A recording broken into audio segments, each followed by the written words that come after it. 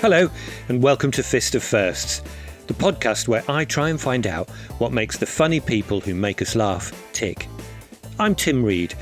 I'm a TV sitcom writer, and I'll be asking some of our finest comedians and comedy writers a bunch of first-time questions to uncover the pivotal moments in their life, their career, and their creative process. I want to find out how the people who think differently think, so that we can all learn from the method behind their madness and be more creative. In this episode, I'm chatting to actor, writer, comedian and author Neil Mullarkey. Neil is an improv legend. He's one of the original Comedy Store players. He's been in double acts with everyone from Tony Hawk's, Nick Hancock, Mike Myers. In fact, I think he's worked with everyone, ever. See if you can count how many celebrity and comedian collaborators Neil mentions in this episode. Go on, try. And then email me at fistoffirsts@gmail.com.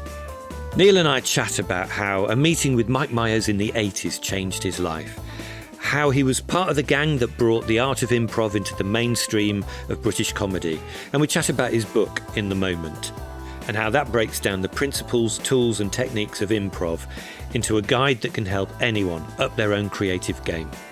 Enjoy. So Neil Mullarkey, thank you for doing this. I honestly chuffed to bits to get you onto this podcast because I've been a fan of yours for quite a long time, so I'm going to try not to be too fanboyish as we get through. Just full disclosure for the listeners, we have met before but never in real life. We did a virtual thing a couple of years ago, didn't we, together? Which isn't real life. No, we were... It's not real life, no. We were remote. Pretend. It was an innovation festival, and they said, we got this guy, he's a creativity expert. Who the hell's that? As soon as I hear, though, it's like motivational speaker. You must be some sort of, charlatan. Yes. Turns out you had every right to call yourself that and had very, very pithy, helpful things to say, because I think creativity scares a lot of people. It's the preserve of a few. It's some sort of mystical thing. And actually, we know... It's grind quite a lot of time. Yes, there's inspiration, there's perspiration as well, but there's structures. And a lot of it is just feeling bold enough to say, okay, I'll have a go with that. 100%. So it's exactly that, isn't it? It's a process. It's not a talent. It's a way of working. And it's a process that once you can adopt the right mindset, it's a process we can all work through. We're all born with that ability to imagine. And then it's just about learning how to apply that. And it is learning like anything else. To name drop within a few moments of starting, both Eddie Izzard and Mike Myers, whom I've worked with, both say there's nothing special. I've just done the 10,000 hours, or in their cases, 100,000 hours. I disagree with them, but I don't have the control experiment of what they would have been like if they hadn't done what they do. But both are students of their art and both just really willing to learn. Yeah. And I think to excel in any art form, in the way that they have, I think, of course, there is a natural ability, there is a natural talent. But I think what that's probably done is that because that's clear to see when we see it in people who are, a genius in whatever the art form, whether it's painting or comedy or whatever it is, it's tempting then to think that you have to be that natural genius to be able to do it at all. And that's not right. You can get to 99% as good as they are, I think, by putting in those 10,000 hours or whatever it is. So, yeah, that's why I think we both coach and train and try and inspire people to do it, don't we? Well, I also want to expand what we mean by creativity, because they are particular people. You see them on stage, you see them on screen, and they're very much in the public spotlight. I say to people, creativity could just mean having a better meeting, organizing the coffee better, thinking differently about your spreadsheet. It doesn't have to be massive Picasso-like artifacts and torture genius. I teach collaborative creativity as well, because I think nearly everything we do will involve others. Yeah. And if we can work with others, we'll probably be more creative and feel more confident in our own creative abilities. And also others will say, gosh, that was great what you did. Really? But it's just me. No, it's a wonderful thing. Exactly. Just working with people saying, oh, I'm not very creative. I do insert so-called boring job. Yeah, what do you do outside? Well, actually, I run this team. I do that. I coach this. I've done this. I've walked here and there. And that to me is creativity. it's a very much broader scope than perhaps people realize, that if they think it's to preserve for the special few who either have a talent or can commit their whole life to it, which, as we know, some geniuses have done. They can't do much else. They can't make a cup of tea. But even a cup of tea can be creative. Of course it can. You can do it differently. And that, as you exactly said, that's what creativity is. It's just thinking differently about things, coming up with a different way of doing anything, whether it's a meeting or making a cup of tea, or how to start a podcast. And have we started yet? Oh, we have. Have we? Did you press pray and record? No, I pressed pray. Yes, I did. Pray and record normally does it for me. So one or the other will work. But no, so I'm going to start with a little random piece of stimulus, just because I always do. And I say this every podcast. I say, look, I persist in using these Fist of First cards, even though I've tended to find it hasn't worked. But then every time I've said it hasn't worked, it then goes on to work brilliantly and gives us just an interesting start point. So these are random first-time questions. Okay. And I'm going to shuffle the pack like a magician. We can even hear it. There we go. We can. Great. There you go. That's why I did it, to be honest. That's why I first came up with the idea. I thought that's quite a nice audio. It's a nice sound, isn't it? Thing. But then you say stop whenever you feel. Okay, stop. Okay. And then I'm going to turn it over, which hopefully you can hear as well. Yeah. Oh, yes, that was good. Okay. Nice. I'm a bit scared. Are you going to ask me like the first time I had sex or something? No. Not yet. We'll wait until we're halfway through. See, now I'm going to have to do that later as a callback, aren't I? No, the one I've turned over is first choice of tattoo. Oh, blimey. I don't know if you have one, but if you had to go and get one, what would it be? You know what? I really don't like tattoos. And that's the end of it. I'm never going to get a tattoo. I don't know why people get them. I worry about the people who in their 20s get one. What are they going to look like in their 50s and 60s? Yeah. So there you go. I suppose you're asking what's meaningful to me. Yes. And gosh, there's so much. There's so much. But I wouldn't get it tattooed. I remember watching Business Guru. Yeah. Tom Peters. Yes. And, people have things like Net Promoter Score, such and such, you have love marks, all of these things, which is how much do you love this brand? Would you recommend it to your friends, to your family, to your niece, to your nephew? If this were in childcare, would you let this bank look after your child? And one was, would you tattoo it on your body? Yeah. And of course, Harley Davidson wins on that. Everyone who, that's got such brand loyalty. So I wouldn't have a Harley Davidson. I'm scared. I'd love to go on a motorbike, but I'm a bit scared. I did go once on a skidoo, which is like a motorbike, but on the ice and snow. That was fun. Oh, yeah. But you wouldn't get one tattooed. I know I'm not going to get a tattoo. That's enough. No. I like the Edinburgh. Well, no, I've never been to the Edinburgh military tattoo, but I've always liked the idea of it. Why not have a tattoo that just says, I will never get a tattoo? Yes, and then I can wash it off later. Ah, yeah, that would be the way to do it.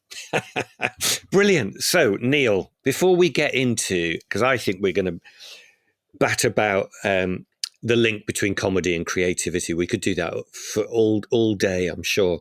But before we get into that, I want to get into how you got into comedy, because I think you've got a fantastically interesting comedy journey that I wonder if it's recognized or that people appreciate how much you've done and how many amazing people you've worked with. So before we get into those, I want to find out, when did you first think about doing comedy or being involved in comedy? Was it because you were part of the Footlights, weren't you? Yeah, it was before that. It was at school. It was at school. I noticed you could have power if you made people laugh. Yeah. My best friend, who's a lawyer, was very funny. And he's my first comedy teacher. My older brother was funny too at home.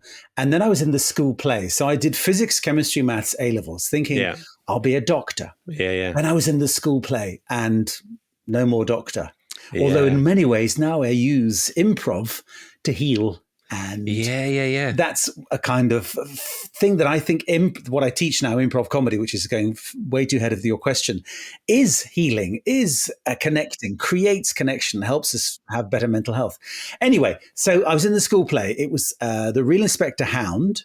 And I played Magnus, a guy in a wheelchair, and behaved terribly. Because actually, he was pretending to be in a wheelchair. He was actually a baddie, and he had a fake moustache. And I did things like mucking about with a soda siphon on stage while other people were doing a little bit on the other side, upstaging terribly. It went so well the first night. On the second night, which may have been the last night, I really went for it on the soda siphon. So my comedy moustache was then drenched in water for the rest of the play. So when I took it off later to reveal that I was purporting to be who I was not, that was slightly lost. Then I was in the school play the next year, and I thought, this is it. And my parents had met at Cambridge. My father had studied chemistry. My mother was at Homerton, which is the teacher training college. One of her teachers in Crewe in north of England had said, hey, you might like going to this teacher training college. And she hadn't thought of that before, didn't know anything about it. She was going to go to Manchester, like all her friends did. And that's how they met. So I knew about Cambridge Footlights from a very early stage. I knew about Monty Python. I wanted to be in the Footlights. Didn't tell my parents that was where I wanted to do nothing else. There were these very scary people in charge of Footlights: Hugh Laurie, Stephen Fry, Emma Thompson. And they were the finished article. They were not really different from how they are now. They kind of had that confidence creatively and personally. And I got onto the Footlights committee. That means you get to host the Smokers, where they try out new material. Yes. I got to be president. So I thought, this is it. I'm on my way. We toured to UK and Australia. So Steve Punt did some writing for us. Robert Harley of Green Wing fame. David Tyler as well, who's now incredibly successful radio producer. Nick Hancock, Tony Slattery was there above me, and Morwenna Banks was in our show as well. So all people that have gone on to a career in this. We toured Australia, got my equity card, which was a thing you had to get in the 80s. Of course. And it was all going quite well from my writer-performer angle. Then we were doing a show. We couldn't call ourselves the Footlights because the next year so we'd come back from Australia. So we were kind of ex-Cambridge Footlights. So Hugh Dennis, Steve Punt, and Nick Hancock were that year's Footlights. So we were playing as the ex-Footlights. We were called ourselves Bad Lib Theatre Company. Just pun, but in your head it was bad. That wasn't particularly good branding, was it? Yeah. But there was a bloke who just arrived in England from Canada and walked past this tiny theatre, the Gate in Notting Hill. Footlights, oh yeah. So he knocked on the door and they said, who are you? They said, well, you can help if you like. You can. So he painted our set. He was selling tickets for us. His name is Mike Myers. So I said, hello, who are you? And he was funny. He made me laugh, as he still does. And he said, I've come from Second City. Second City? And I'd heard of Second City because I liked the Blues Brothers, the movie. I'd heard they'd come from Saturday Night Live. And then I found out they'd actually come before that from Second City Theatre. And that was it. And he taught me about improv. And also, he let my creativity flourish. He wasn't saying no. If I can be candid, I think he was kind of saying, let's be silly. You don't have to write the type of sketches that would work with the Footlights. They can be silly and physical. And he describes it as the kind of comedy that boys try and make girls laugh with in kitchens at parties. Yeah. It was very proppy, very silly. And we did that for a year and a half. We did the Edinburgh Festival. Then he got the sense he wanted to go back to Toronto. His father was unwell. He was finally being asked to join the Toronto main stage. We kept in touch. We did our show in 86 and 90. That's how old I am, Tim. Sorry about that. And in 1990, Wayne of Wayne's World was getting traction a lot on Saturday Night Live. The summer he had off, and we did a show called Mike Myers in a show with his friend Neil Mullarkey from London.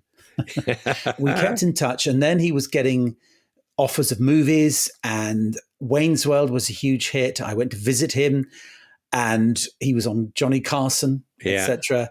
Then Mike left Saturday Night Live, and he sent me a script saying, I've just written this because I want to do something like this. Nobody will ever buy it. And I said, this is funny. This is funny. Do this. Don't just use it as a spec to show what you'd like. Do this thing. And it was called Austin Powers. And I said, this is funny. Will everyone get it? Because Carry On, James Bond, will everyone get it? And so Mike took my advice, and I said, you should get Liz Hurley to play Mrs. Kensington. Yes. And he engineered it such that I could have a tiny part. You did. So I'm the man who gives him his Swedish-made enlarger. Yes. Which is a lot of people's favourite scene, but all I did was say Mike's lines. It's a very funny scene, yeah. I just say Mike's lines and try and keep a funny face and do occasional eyebrow acting. Um, then, of course, that's a huge hit. So it was our friendship has lasted that long. So Mike did the Pentaveret for Netflix a couple of years ago. It was shot in London. I did a part in that. But Mike and I had set up the Comedy Store Players. So that was 1985. So he'd done a lot of improv in Canada. And Kit Hollabark had done a lot of improv in San Francisco with Robin Williams and others. She and Dave Cohn and Paul Merton were doing a show, same venue as us. And they said, why don't we do some improv? Kit and Mike taught us one afternoon. We went and did it at the Southside Community Centre in Edinburgh. And it was about 2 a.m. And by the end, the 7 people who'd started in the audience were down to 3.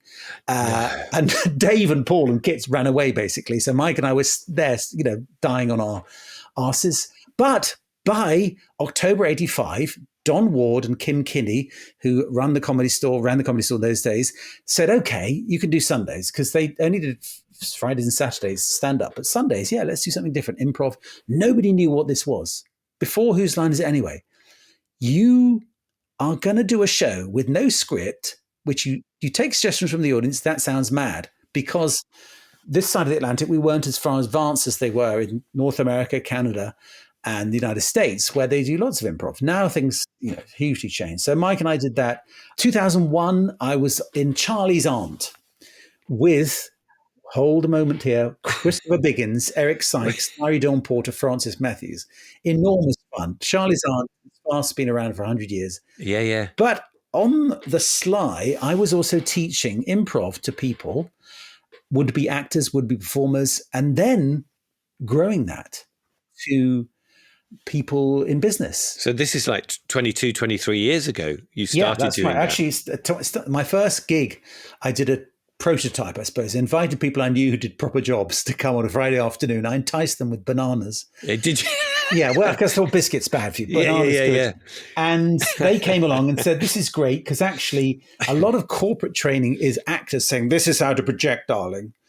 And of course, this is helpful for the voice and for confidence, but not if the crowd is heckling you. And improv is what you need. Oh, right. The client said this. I can't go to my script. I've got to go with that. I'm also doing bits and bobs. So toured with Eddie Izzard.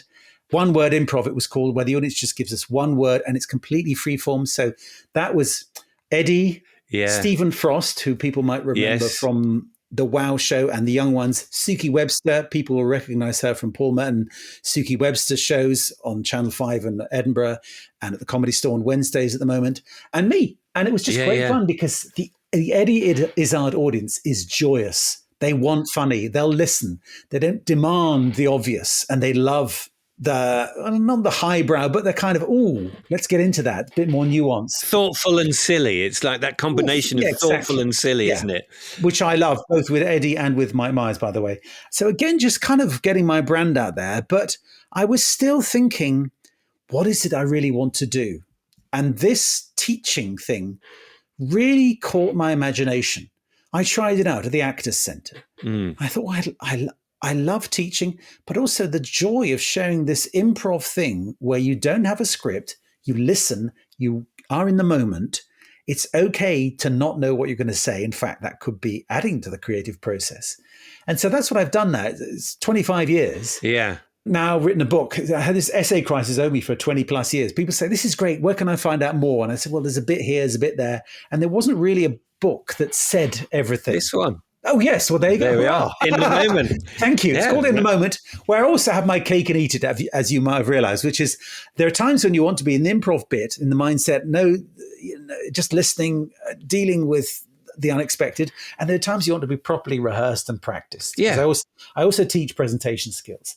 So there's no point turning up when there's a speech expected and it's got to last 10 minutes, just waffling, because that's what bad extemporizing is.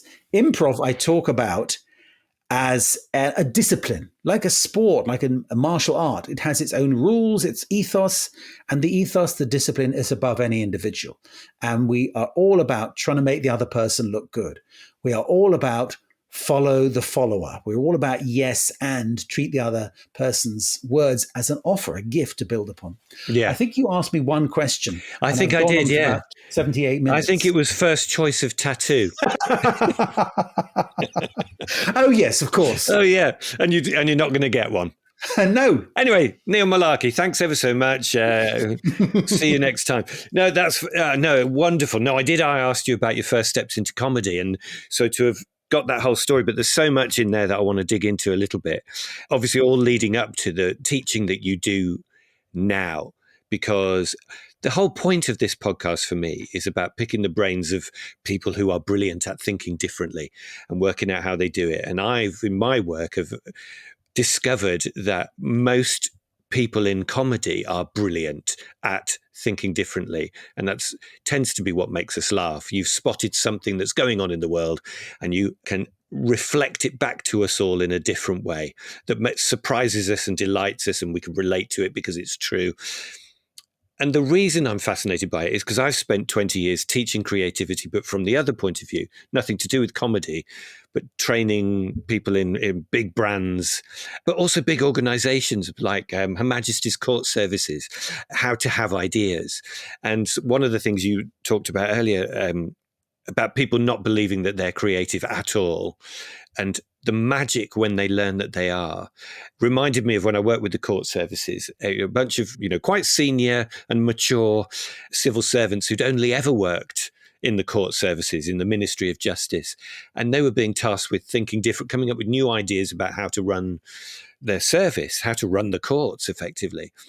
And when I was at What If, an innovation consultancy, we took them on a 1 week journey where we taught them that they could do this and how to do it, how to apply their imagination. And in the end, when they'd had a load of ideas and then worked out the one or two that they wanted to go ahead with, some of them were genuinely in tears, emotionally moved by what they'd managed to do, having spent 60 years of their lives thinking they weren't creative and suddenly realizing actually they could come up with some genius ideas and reinvent things in a way that's going to make a real difference. So in training people how to do it, I'd been doing that for a while, whilst in parallel trying to make it as a comedy writer. And I was lucky enough to have a break about 15 years ago and wrote a thing that was a hit. But just before then, I'd started to realize the parallel between the two. So while I was writing comedy in the evening, training people to be creative in the daytime, I'd kind of had this revelation. There is a moment in every ideas session I could see when I knew that the magic was starting to happen and people were going to have ideas. And it was when everyone started to laugh. It was when there was some laughter in the room, whether it's because somebody had said something that was true, but they'd said it in a silly way, or that they'd been brave enough to speak this unspeakable idea that was clearly, against health and safety regulations or whatever it was. But suddenly the laughter seemed to unleash the imagination of everyone else in the room. It made everyone realize that they had permission to also speak the absurd, and that we could then collectively, as you were talking about, saying, and I agree that creativity is that team sport. We have much better ideas when we're bouncing off other brains and listening to what they're saying and yes-anding it and growing it. So as soon as I became fascinated with that, and I could see that it was a bit like improv, where they were taking a random bit of stimulus, whether that was someone else's first idea or an exercise that I'd planned for them, and going with it and seeing this thing start to happen and be created, and the light in people's eyes, lighting up when they realized having fun was actually really productive. And then I read that, so advertising guru David Ogilvy had said that the best ideas come as jokes, make your thinking as funny as possible. And so I just started to really form this theory, and then read a lot of your stuff. And then we did that talk together. And I realized, I'm not alone in thinking that the tools and techniques of comedy, and particularly around improv, because that is when we build something together in the moment, is a hugely powerful creative method and technique. So that's the first choice tattoo I'm going to get. What I would say is the David Ogilvy quote is brilliant, and we know it's true. The neuroscience could tell us about this, I'm sure. And you should have Sophie Scott on, by the way. So she's a professor at UCL who understands laughter. She's done, rats can laugh. And she does the difference between real laughter and social laughter. Yeah. But I came across a similar quote, a guy called Paul Pisek, who's got hardly any vowels in his surname, but his website is probably called still Directed Creativity. And I met him when I was teaching creativity in the NHS. And these are things when I talk to normal people, you and I say, well, we do creativity with public sector, quite serious environments, but they need good ideas. Yeah. And what we're talking about is not frivolous. But he said, if it makes you laugh, it's probably a good idea, because the laughter has probably become where one paradigm comes across another, where there's an unlocking moment where there's, oh, why couldn't we? Oh, right. That's a different perspective on that. It's so obvious. Oh, it's that laugh. We couldn't get away with that. Actually, why didn't we think of that before? There's a release of tension. And you're absolutely right as well. When we're laughing, we're looser. And you use the word empower. That's almost the key to it. We're not making people creative. We're empowering them to be creative, to acknowledge that they are, but where they thought before that was the preserve of others, or they could do after a few drinks or with their friends. No, it can be a daily part of your life, no matter how somber perhaps others might perceive your world as being.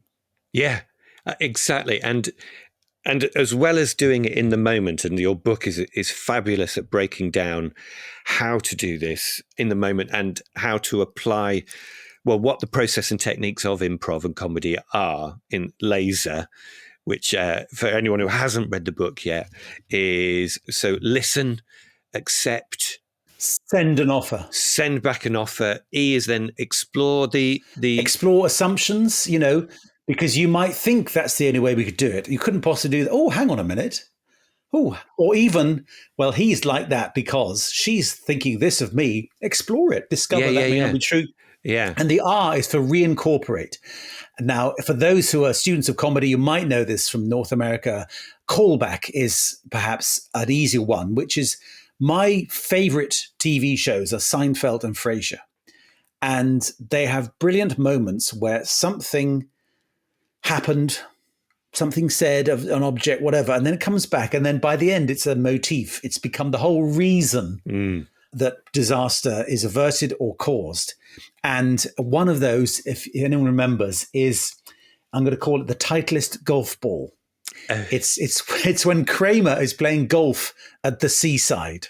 It's the most brilliant payoff where George Costanza's been pretending he's a marine biologist. He's by the seaside. The woman he's trying to woo and impress by saying, I'm a marine biologist, there's a whale there. And then the whale, I think, dies because there's a golf ball in its the blowy uppy bit spout. Yeah. And I saw Jerry Seinfeld now because I kind of trawl on Instagram and other bits of the web now for the creative process they had behind Seinfeld, and said, we didn't have that till midnight the night before. And it's such an obvious a callback, which is Kramer's playing golf. What's that got to do with anything? And then it's the very reason why the whale died. And there's also a brilliant bit where the actor, Jason Richards, does a brilliant monologue, which then Seinfeld said, we wrote that 5 minutes before he did it. Amazing. And it's kind of an homage to Moby Dick, the sea as this personification of evil that's greater than any human being, and how he failed to save the whale. Anyway, the callback is such a brilliant thing because it shows me again that we want narrative closure. Yes. We love a well-crafted end. It's so satisfying, isn't it, when it works? And the obverse is, why have they done that? Yeah. It couldn't have been her all along. And that's more annoying than anything. Yeah. Because we demand, it's part of our DNA. We want to know who did it. We want to know how the treasure was won. We want to see our protagonist struggle to win the princess, the prince, the treasure, to beat his demons, her demons, so that the dragon is slain, those kind of things. And when we feel that's not been observed, that's sort of implicit and now explicit in many writings of, well, that was a cop-out. Yeah. Anyway, so that's what brought me, one of my chapters is storytelling. Yes. Is that if you're not very good at presenting, you don't think you're funny, you're not creative, tell me a story. Yeah. And we'll discover you are. Yeah. Tell me your story. And that's the basis of a lot of stand-up comedy, for example. Yeah. And it's interesting that Jerry Seinfeld, again, was saying he wasn't so good at story. Larry David was, surprisingly, because he hadn't known that about him. They'd been stand-ups together. But Larry had this demand and talent to make the story work. Jerry Seinfeld said, I was good at the jokes, and he later learned about story. And that's what I noticed when we do improv. The audience does like gags. They like humor. They like surprise. They like pauses, all comedy tropes we might look at. But they actually kind of want to know what's at stake. And Mike used to teach us, the Comedy Store players, he said, you've got to define who, what, and where. Who are these people? What are they struggling to do or doing? Where are they? And he said, why have the gods of improv chosen this moment to alight upon this scene? And I think that's going to help anybody in a creative process. Yeah, of course. Any storyteller, any business presentation. And it gives you resolution is the thing at the end of the... And you can see that in great improv is that there's no ending, is there? Well, you know that you need a story to know that you need resolution. So you need to know what was set up and what's at stake and who's involved.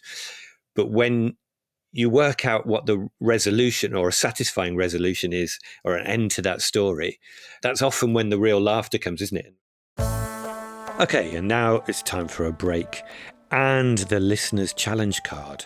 Last week, if you remember in the last episode, the challenge card was first TV show you loved and why. And I've had 3 great responses in. So here we go. This is from Heather in Basildon. There's no real words to this. Heather just wrote out the sounds. So I'm going to try and give it its soundtrack. I hope I do it justice, Heather. Da da da da da da da da da da da da da da da da da da da. I hope I'm reading this out right. Da da da da da da. Whoop whoop. Go Beauty, go! So I think that is Black Beauty there from Heather in Basildon. And the next one, Mark in Taunton. He wrote and said, he emailed in to fistoffirsts@gmail.com. And Mark said, it's the flashing blade for me. The summer holidays of the late 70s, watching the flashing blade. And he said, I was 17 before I realised that that's where my irrational fear of the Spaniards came from. So if anyone doesn't remember that, and anyone under 50, you probably wouldn't. I looked it up. The Flashing Blade was a series, like a swashbuckling series, where the French took on the Spaniards. So Mark there obviously took the side of the French. And one from Leo from Wakefield. Leo says, my first TV love was The Really Wild Show. In fact, to be honest, my first TV love was Michaela Strachan. I was 6, and it was a kind of sexual awakening. So I can still remember the static that I felt on my lips as I kissed the TV screen whenever Michaela came on to the set. And my sisters still remind me of it. Well, Leo, we all have a kind of a Michaela Strachan type story. I'm not saying she's mine. Agneta, for me, from ABBA. Anyway, enough of that. Right, we need a new listener's challenge card. So I'm going to shuffle the pack. And do remember, just send me in a story, any great story, and I will read out the best in next week's episode. So, and we have first time you fell out with a friend. The first time you fell out with a friend. I think this could be from any age, I guess, but as it's the first time, I imagine these would mainly be schoolmates, and they're normally silly stories, aren't they? So tell me, the first time you fell out with a friend, did you make up ever, or have you never spoken to them again? And also don't forget, if you haven't got a first time you fell out with a friend story, but you want to email in a story, then anything you've done for the first time this week, any great, mad, bizarre, weird thing you've done for the first time this week, email me at fistoffirsts@gmail.com. Okay, let's get back to it. So just getting back to the improv then, because it fascinates me as a huge fan of Whose Line Is It Anyway through the 80s. I'd only just realised when you were talking about the timings of it. And so 85 was when, and 86, you and Mike were starting and did the Edinburgh show and then the Comedy Store Players. When did Whose Line Is It Anyway first after go that, on telly? so after that, yeah. Probably 88. It was on the radio first. And was a great success. I don't even know if it did more than one series because it went straight to Channel 4. Certainly by 89, I was on it then. I think it was on the TV 88, maybe radio was 87. But it was a huge hit, and they tried a lot of improv on telly. And the thing about improv is it can look like just badly rehearsed sketches. It just looks. And so Dan Patterson and Mark Leveson, who created Whose Line, Dan I'd met at Edinburgh, 86 actually. He'd just come back. He's a British person, and he studied in Chicago. Yeah. And got the improv bug and said, I want to do it on a radio. And we thought, yeah. He managed to get it. He got Clive Anderson, who was a Radio 4 figure. He got people who hadn't done improv but were confident on the radio. Yeah. Then he brought some Americans in when it got on the telly because they knew all the stuff I've talked about, the discipline of yes and. Yes. So before that, just for the comedy nerds amongst us, before that, there'd been Omelette Broadcasting, Jim Sweeney, Steve Steen, just in case, Peter Weir. There was other improv as well. Put it on telly and it just looks a bit flat. Yeah. Dan and Mark's genius was to say, we'll have Clive Anderson there to remind the audience at home that this is improvised. He's buzzing in, he's taking suggestions, and behind him you can see real people. And he's buzzing in when they don't expect it. He's keeping that same thing that we have on stage of, there's a random moment of, I've got to start again, sort of thing. I didn't know that was coming. So he's a reminder of that. And also they understood the exigencies of television. When you have this small rectangle in your room, you've got to be snappier. So a sketch can last 8 minutes on the stage. Same sort of deal has to be 2 minutes probably on telly. It's just got to be snappier because, first of all, whenever we watch television, we think, it's been made. There's an artifice there. And they just tended to record improv. Yeah. That's what they did. Yeah. They record an hour and a half and show 28 minutes. Yeah. So not all of it worked as well as other bits. And sometimes they do a callback from one scene to another. And that meant, but the first scene wasn't that funny, so they couldn't use the second scene. Yeah. So what they did have, they had compilations at the end, which is kind of some bits that might stand on their own. Didn't fit into the 28 minutes. So that's what people don't always realize. Have I Got News and these other shows, they will record more than they show. Yeah. Because television demands a snappier rhythm. Yeah. Long moments that lead to something brilliant at the end don't work as well as they do on stage. It requires snap, snap, snap. And Have I Got News, for example, somebody stays up all night trying to get a rough edit. And it's hard work to weave the themes. There's a brilliant plant of an idea there that pays off 20 minutes later. Well, is it that big a payoff? We're going to waste 30 seconds by having the plant. Get rid of it. And that's why they had longer versions on Saturday night, for example. Anyway, so Whose Line Is It in the late 80s? That helped us enormously because contractually, Clive Anderson had to say Josie Lawrence of the Comedy Store Players, Paul Merton of the Comedy Store Players, Richard Franch of the Comedy Store Players, Neil Mullarkey, Lee Simpson of the Comedy Store Players.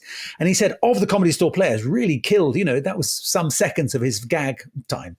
But it did mean it went out every week across the world as well, and often on airlines coming into London. Yeah, amazing. And they're going to say, I want to go where they are. So that was enormously helpful, as well as promoting the idea of improv as an art form. Yes. People making up a show where there's no script. That sounds, I see how it works. Oh, right. Yeah, that is funny. And of course, then they showed it on Dave later in the early 2000s. So younger people, my nieces and nephews could watch it, so even though the mullets and the hair and the clothes were a bit 80s. The material is never topical, particularly. It tends to be silly. Yeah, like vicars and nuns and, parties and awkwardness and silliness and fish out of water and non sequiturs, stuff. Yeah, and so the Comedy Store Players still going at the Comedy Store in London, and is it still every Sunday? It's every Sunday. We, in October 2025, will be celebrating our 40th anniversary. Wow. And I'm only 52. Yeah. So we now have to celebrate the fact that there's a multitude of improv out there. there's improv around the country. Yeah. There are different types of improv. So there's what's called long form, ostentatious, showstopper, where they tend to do one story. Yeah. We do short form, which is little sketches like on Whose Line. Yeah. There are those who do a courtroom scene. There's improvised Harry Potter. There's improvised Yeah. Shakespeare. Yeah. So you get enormous amount of improv out there. People see this art form. People who weren't even born when we were being repeated on Channel 4. And it's great because it's now feels like, as it's such a well-established art form, it's mad to think that it was kind of pretty much unheard of then before 1985. Well, I would say to you, you might think it's established, but I started a day's workshop with a group of executives or consultants or people in tech. Who's ever seen an improv show? Well, I saw a play one. No, improv. Oh, I saw some stand-up. No, this ensemble improv. Have you seen Whose Line Is It Anyway? No, because it's not on the telly now. There's lots of improv-y stuff and tends to be more candid camera type stuff. People improvising in real situations with real people. So it's not an art form that everyone knows. Those of our generation will remember the breakthrough of Whose Line and the wonderful talent that elicited. But not everyone does know. It's still a hard thing to understand. Yeah. They go on stage without any script. Even people who've seen the show, would you believe, will say to me, how have you prepared for this Sunday? Thinking I'll do jokes about Donald Trump or whatever. Well, I've spent 39 years preparing. Yeah. Every show's different. Yeah. It's the mind and the body that need to be ready in a state of relaxed concentration. So there will be moments when something will be dredged up that I've thought of in Sainsbury's, but I hadn't realized I'd thought about it. Yeah. You've got a toolbox, not a script. That's nice. Yes. It's a toolbox and a mindset. And a mindset, exactly. So is it a challenge now then for it in the way into comedy and the vehicles for new comedy now are very different. There aren't many sketch shows. There's not much long form comedy, scripted comedy getting commissioned anymore, certainly at the moment at least. And a lot of new comedy and new comedians are finding social media as a real driving force, whether it's around short topical satirical clips, and a lot of great new acts and comedians that have used that and Twitter, Instagram as their TikTok as their medium of getting stuff out there. Is that a challenge for improv because it doesn't seem to instantly naturally fit like 30-second clips to demonstrate the art form? Yes. Apropos what I said, yes, it needs to be fairly quick, but it's possible. And the pioneers of this are a group called Shoot from the Hip. They've got something like nearly 2 million followers. They're the most followed improv group in the world. And during lockdown, they worked really hard doing online shows and working out how to make this work and have done it brilliantly. So the television was Clive Anderson and having the audience there. That made an hour and a half show in the theatre look good in 28 minutes. These guys... Sam Russell Holmes, by the way, is a radio producer now, and his radio show called Wing It is coming to Radio 4. And they said, we can do 90 seconds. We could do TikTok. And if with text, you can explain the setup. They can only say one word at a time. They can only speak when doing this. She's got this. And you kind of put in text what the limiter is. And this is where you and I know that sometimes a limitation, a restriction enhances creativity. 100%. They have to do this. They can only do... And of course, that's great. Yeah, that's amazing. As Picasso says, the paper defends its whiteness. It's very hard to be creative. Whereas if you say, okay, you've got 3 minutes and a box. Tell me the alternative uses for that box. Or here's a funny prop. Or you can only do questions or something. You have to continue the scene with using the last letter of what she said. Good morning, doctor. Right. Oh, of course. Again, the restriction is the enabler. I would inspired by Shoot from the Hip, other groups as well as us of sort of how can we fit into 90 seconds? It's not easy, but somebody who works at the Comedy Store edits them for us and can chop them. And now because cleverness, a static 2-shot. We have a camera at the Comedy Store which covers the whole stage, but James is his name, he can make it edit from single to single and it looks snappier. You can put in the text what the ethos is. And sometimes, for example, this week we have Ruth Bratt and Josie Lawrence just singing a song where the audience, it was in a laundrette, I think, and the audience said German cabaret. So they're, that's brilliant. And that lasts 90 seconds and it's just one piece. He edits it within, but he's not cut anything. But you can jump cut now. Yes. People don't mind. The grammar of our digestion of video is quite different. Yeah. So, yes, we do suffer a bit, I suppose, because people want a TikTok thing and there's so much fun stuff on Instagram Reels and elsewhere, YouTube. Yeah. And why would you get out of bed to go watch it when you can order in Deliveroo and get funny for free on your phone? That's true. But then I suppose it's then communicating and convincing people of the value, the difference, and using the TikTok as the spark to get people there and go, come and see it in all its glory. And I guess every art form since the beginning of time has had to evolve to changing culture and different media and different ways of different expressions of the art form. But when you know the tools, you can do that. It's not a static thing, is it? Yes. So somebody did an AI show at Edinburgh and Richard Ranch went to see it. AI is not quite there. Yeah. It's a bit slow and not that funny. And AI is basically aggregating a bunch of stuff that's already there. The joy of creativity and obviously of improv is we don't know where it came from. It's not been said before. Yes, there may be a trope of da-da, funny thing, but sometimes the funniest thing is the most obvious thing. Or the funniest thing is a pause. Yeah. Or the funniest thing is saying tomato in the middle of a funeral or something. And you and I know there's probably rules about bringing in that something was not expected or saying the most obvious thing. Yeah. It's one thing. Set up, payoff. There are tropes, there are tiny protocols. It's so interesting. I have this discussion a lot at the moment about AI and its possibility and its capability within the worlds of creativity, but also comedy. And I tend to keep coming back to the same thing.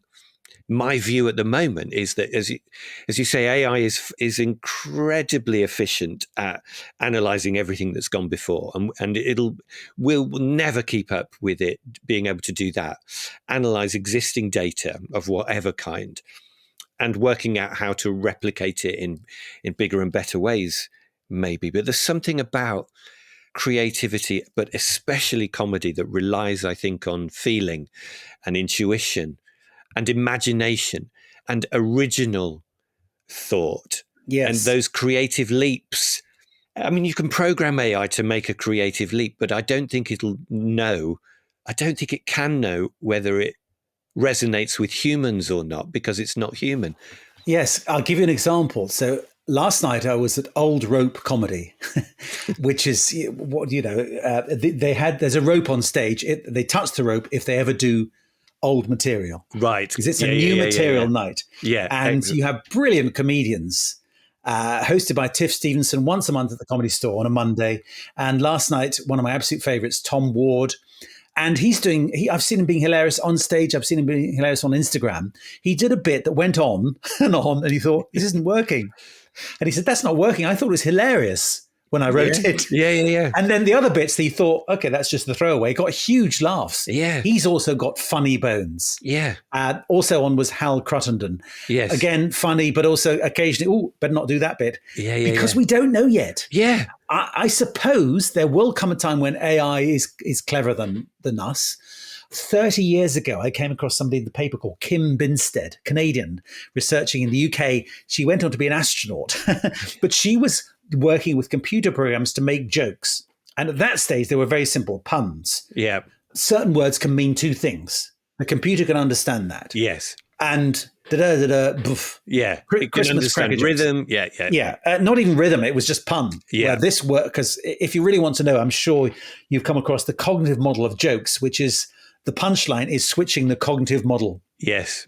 Minsky and others. Yeah. Not all jokes are like that. But anyway, a lot of puns tend to be. The thing you thought was that, switch it by seeing it from another perspective, or the word you thought meant this, meant that.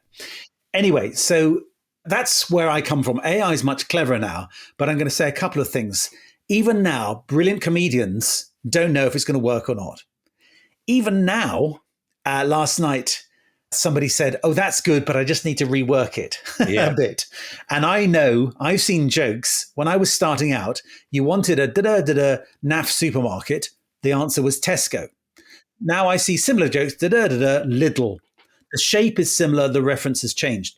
But two things. I hosted an event at the Comedy Store during the day, as we often have conferences there because we have a good venue and a screen and etc. It's a fun venue in the middle of London. But this was a conference about recruitment marketing.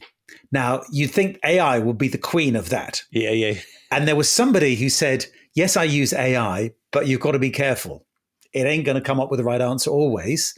And she said, I wrote my wedding vows using ChatGPT. But it took me 4 hours. Because you have to learn to speak the language. Yes, yeah. And my daughter did a project this summer. She won an award to look at how to teach neurodivergent students physics using AI. And of course, that's a brilliant use of it. Yeah. Because you can rephrase the same question using different methodology, using a picture, using graphics, using different types of words. And that's a brilliant use of AI because the data's there. Yeah. But funny is funny bone. You just don't know. You could see it last night. We just don't quite know. We know there's a germ of an idea there.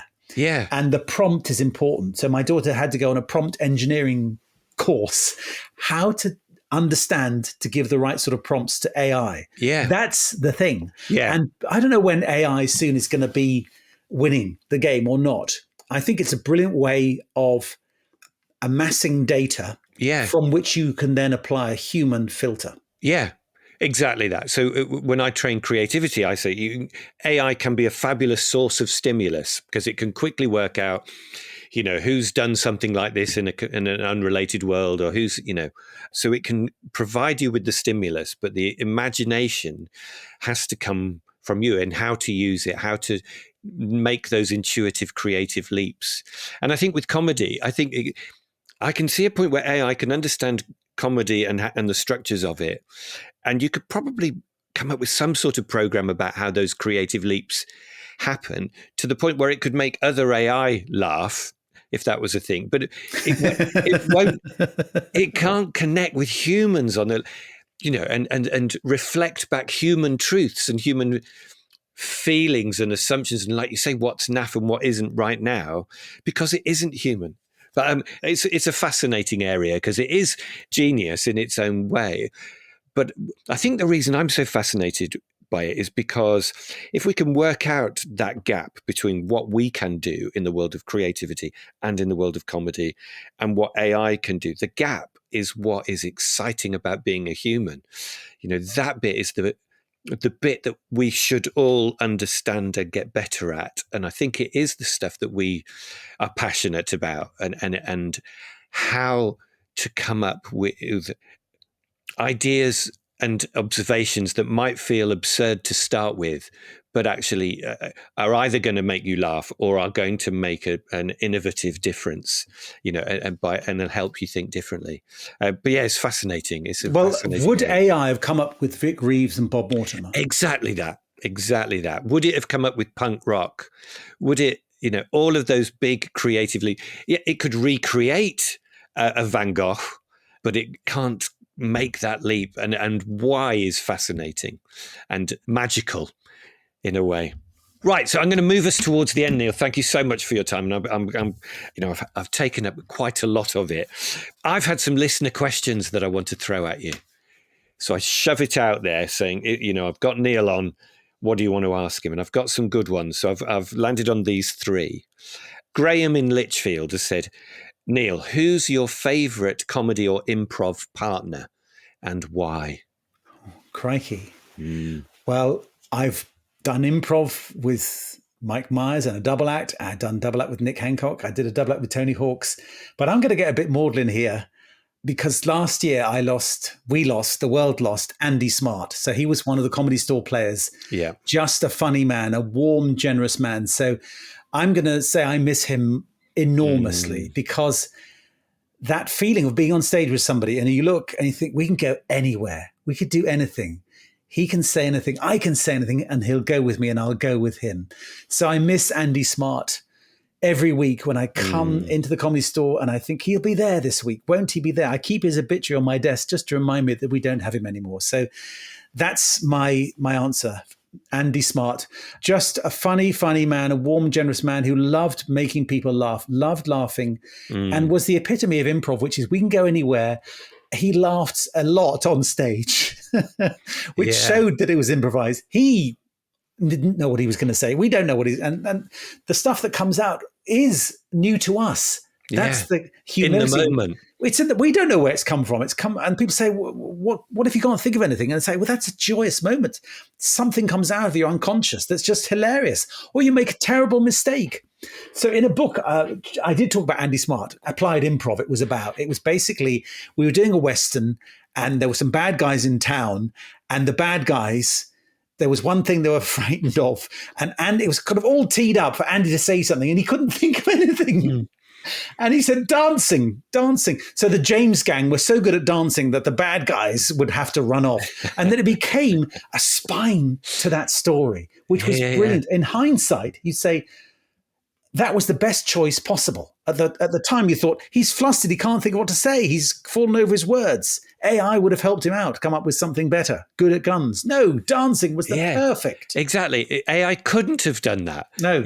So somewhere in his subconscious, that's the magical bit, isn't it, of kind of knowing that under that pressure of having to come up with something, his subconscious helped him find the perfect thing because... And he was empowered because a lot of people, when I see them initially, they wouldn't have said it. They're thinking dancing, but they don't say it because it doesn't make sense. Yes. He went dancing and sold it big time. Dancing, of course, then we made that a wonderful part of the story. Yeah. We made him right. And that's the improv thing. You make the offer right. Yeah. And that's trust, isn't it? That's that relationship that you and he had. And again, AI wouldn't understand that, I don't think, or couldn't do it. But so... let's finish on Andy then. Just exploring that. What is it about the relationship you and Andy had that allowed you to do that? Like you said, you knew intuitively that you were in safe hands and that he would go with whatever you came out with. So is it about trust? Is it more than that? I think it is trust. We had a long history, and Andy Smart played many fields, and so many women and men would say the same thing about him off stage and on. He was a volunteer for Crisis. He'd do the night time shift for 15 years. So trust, yes. Trust, we'd been through tricky shows, some corporate gigs that didn't go so well. We laughed off stage. We had off stage adventures. So definitely trust. I think that probably, I can't say much more than that. On the other hand, trust, you can get it within 7 seconds. We often play with somebody we've never met before, but just you look at her eyes, her demeanor. Oh, she's going to be fun to play with. Yeah. And you hope you're giving off the same thing, which is about this essential thing of listening. Yes. I'm not trying to write this scene on my own. You and I are going to build something together. And just to use a quote from Del Close, one of the gurus of improv, which is when people do improv initially, they think, I've got to come up with good ideas. I've got to do a story, got to get plot, character, stuff going quickly. And he says, don't do that. He says, bring a brick, and together we will create a cathedral. And Andy and I, and all the players and anybody who worked with him will say, we built so many wonderful cathedrals. Sometimes they looked a bit like rickety barns, but we enjoyed them because they were sacred. They were from the joy of making it up, the joy of let's laugh together. Let's embrace our vulnerability. Dare I say, that was what Andy, that's maybe the clue as well. Not just trust, but Andy would say it. Andy would go there. Andy would play the beautiful damsel in distress. He would play the villainous sea captain. And there'll be no editing, no censoring. No, I can't do that. That's not, I don't know where it's going to go. He'd say, I'm going to go with it. And we together will create something beautiful. Yeah. And we could all learn from that. And I normally then end with a recommend, but let's just recommend that people go and Google and YouTube Andy Smart and go and see some of the stuff because there's stuff out there that people can go and remind themselves of what that magic, that trust, and that just sense of going with it leads to. Neil, what a pleasure. Thank you so much for spending that time with me. I could talk to you for days about this stuff. Oh, and one last question. Yeah, the first time you had sex. I'm still waiting. Brilliant. Cheers, Neil. The incredible Neil Mullarkey. Neil lives and breathes the very point of this podcast, I think, about how creativity works. Whether we're making up stories, imagining new ideas, making each other laugh. I loved our chat. This stuff fascinates me. It's about being human, listening and building our thinking together. That's improv, and we're all doing it all the time. But turning it into an art form, a performance art, we can get into how it works and how we can all get better at it. So a few things from that chat to draw out. At the basics of yes and. Neil talked about, at the very heart of improv is the acceptance of the offer. Taking someone's initial idea and accepting it with a yes before adding to it with an and. And that's also at the very heart of my creativity training. Building ideas is a team sport, and we do it by nurturing seeds of ideas into something much bigger by adopting a yes and attitude. That's expansive thinking, not reductive thinking. We talked about how improv, creating in the moment, is about having a toolbox and a mindset, not a script. I love that. Sometimes you need a script, a written way of doing things. But when we're creating, a set of tools and techniques and the right constructive mindset is far more useful. And we discussed the vital difference between artificial intelligence and human intelligence, and how AI is incredible at aggregating things that are already there, whereas the joy of creativity and improv is that we don't know where it came from, because it's never been said or thought of before. That, for me, is why our future lies in making the most of our human uniqueness, of creativity and our empathy, our instincts and imagination. That's where new ideas and new comedy will come from. If you enjoyed this episode, please follow, subscribe, leave a 5-star review, tell your friends, and do subscribe to my email newsletter for exclusive Fist of First news and features. The link is in my bios. See you next time. Thanks for listening.